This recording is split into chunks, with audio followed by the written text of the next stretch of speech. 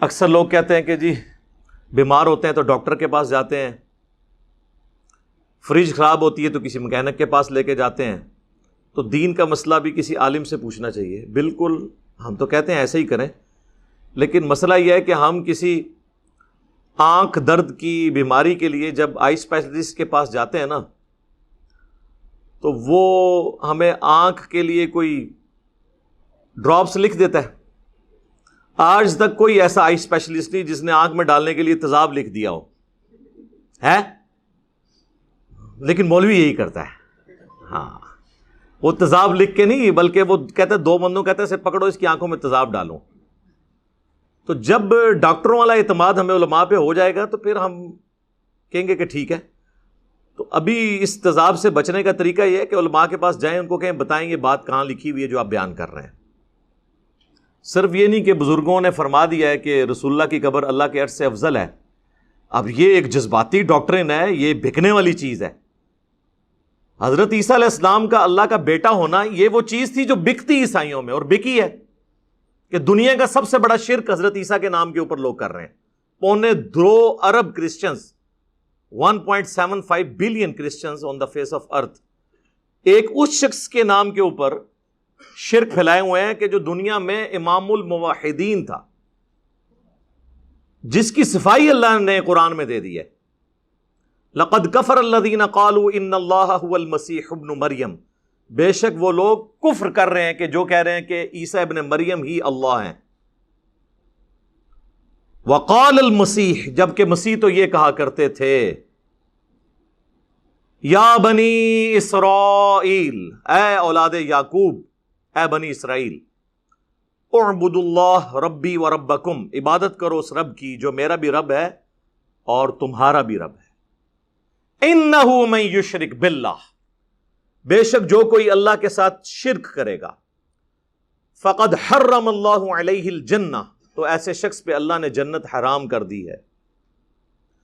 ومأواہ النار وما للظالمین من انصار، اور اس کا ٹھکانہ ہے جہنم، اور وہاں پہ اس کا کوئی مددگار نہیں ہوگا۔ جس کی صفائی اللہ تعالیٰ پیش کر رہا ہے اس شخص کے نام کے اوپر اتنا بڑا شرک ہے، بت پرستی پہ اتنا بڑا شرک نہیں ہوا۔ تو مجھے بتائیں، عیسائیوں نے اگر حضرت عیسیٰ ابن مریم کے لیے یہ سب کچھ کلیم کیا ہے تو کیا ان کی محبت میں کیا ہے یا ان سے نفرت میں کیا ہے؟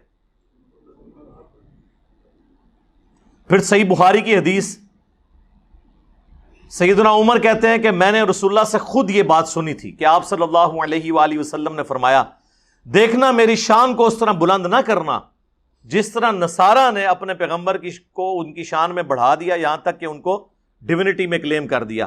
میں اللہ کا بندہ اور اس کا رسول ہوں، مجھے اللہ کا بندہ اور اس کا رسول کہنا۔ یار، جن مسلمانوں کی کتاب محفوظ ہو، ان کے پیغمبر کی تعلیمات محفوظ ہوں اس درجے تک کہ وہ پیغمبر ڈرا کے گئے ہوں کہ وہ کام نہ ڈالنا میرے ساتھ جو عیسیٰ ابن مریم کے ماننے والوں نے کیا، اس کے باوجود ان کے ماننے والے یہ کہیں کہ رسول اللہ کی قبر اللہ کے عرش کرسی سے افضل ہے، اور جب دلیل مانگی جائے تو کہیں کہ رسول اللہ کی آپ عصمت و عفت کو نہیں مانتے۔ تو پھر ٹھیک ہے کہ کرسچنز کو بھی آپ کو یہ کہنا چاہیے کہ مسلمانوں تم حضرت عیسیٰ کی شان کے قائل نہیں ہو۔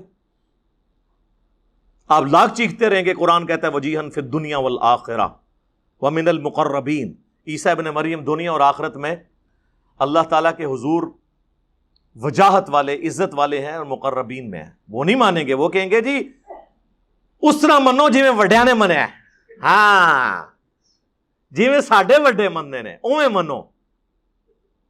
اسی کہنے اوویں منو جی میں وڈے نے دسیا ہے۔ وڈا کون؟ اللہ اکبر، اور وڈے دے بھیجے ہوئے وڈے نے محمد رسول اللہ صلی اللہ علیہ وآلہ وسلم نے سمجھایا ہے۔ جی بزرگوں کو نہیں یہ مانتے، جی دین بزرگوں کے ذریعے آیا اور یہ بزرگوں کے انکاری ہیں۔ ہم ان بزرگوں کے تو انکاری ہی نہیں ہیں۔ ہم نے ہی تو آگے لوگوں کو بتایا ہے کہ بخاری میں یہ لکھا ہے، مسلم میں یہ لکھا ہے۔ امام بخاری، امام مسلم کا تعارف اگر مجھ سے پہلے عوام الناس کے اندر اس عزت افزائی کے ساتھ موجود تھا تو اپنے ماں باپ، اپنے دادی دادا کو حلف دے کے پوچھیں کہ کیا اس طرح لوگ ذکر کرتے تھے؟ ہر بچے کے ہاتھ میں یہ حدیث کی کتابیں ہوتی تھیں پہلے، تو ہمیں کوئی کہے گا کہ بزرگوں کا احترام کیسے کرنا ہے؟ ہاں ان کے بزرگ جو ہے نا ان کو ہم ماننے کے لیے تیار نہیں ہیں. وہ بزرگ تو وہ آئے ہیں، وہ کہتے ہیں جی پرانے بزرگ ہیں. پرانے تو ہے ہی نہیں، درمیانے ہیں. پرانے تو ہیں پہلے 300 سال والے، 500 سال بعد تو ہم بھی پرانے ہو چکے ہوں گے. تو پرانے نہیں، یہ درمیانے ہیں. پرانے وہ ہیں جو بخاری مسلم حدیث ہے سب سے بہتر زمانہ میرا، پھر صحابہ کا، پھر ان کا جو ان کو دیکھے، پھر ان کا جو ان کو دیکھے، یعنی صحابہ، تابعین اور تبع تابعین. اس کے بعد جھوٹے لوگ پیدا ہوں گے، نبی علیہ السلام فرمایا، اور امانت میں خیانت کریں گے اور موٹاپے کو پسند کریں گے. جھوٹ بولنا، خیانت کرنا اور موٹی توندے رکھنا، یہ کس طبقے کی بدعت حسنہ ہے؟ دیکھ لیں انہی لوگوں کے بارے میں. اور ہم نے جن کی کتابیں یہاں پہ سجائی ہوئی ہیں، یہ وہ سارے ائمہ ہیں جو پہلے 300 سال کے اندر دنیا سے بھی تشریف لے گئے تھے. پیدا نہیں، یعنی وہ اپنا وقت گزار کے چلے گئے تھے. امام بخاری 256 میں فوت ہوئے ہیں، امام مسلم 261 میں، امام ترمذی 279 میں، امام ابو داؤد 275 کے اندر، امام ابن ماجہ 273 میں، امام نسائی 303 میں. لیکن وہ بھی 311 ہجری کے اندر اندر آتا ہے، کیونکہ رسول اللہ کی وفات ہوئی ہے 11 ہجری میں.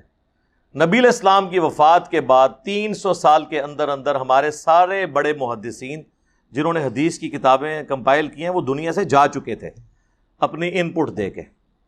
تو ان بزرگوں کو مانتے ہیں ہم.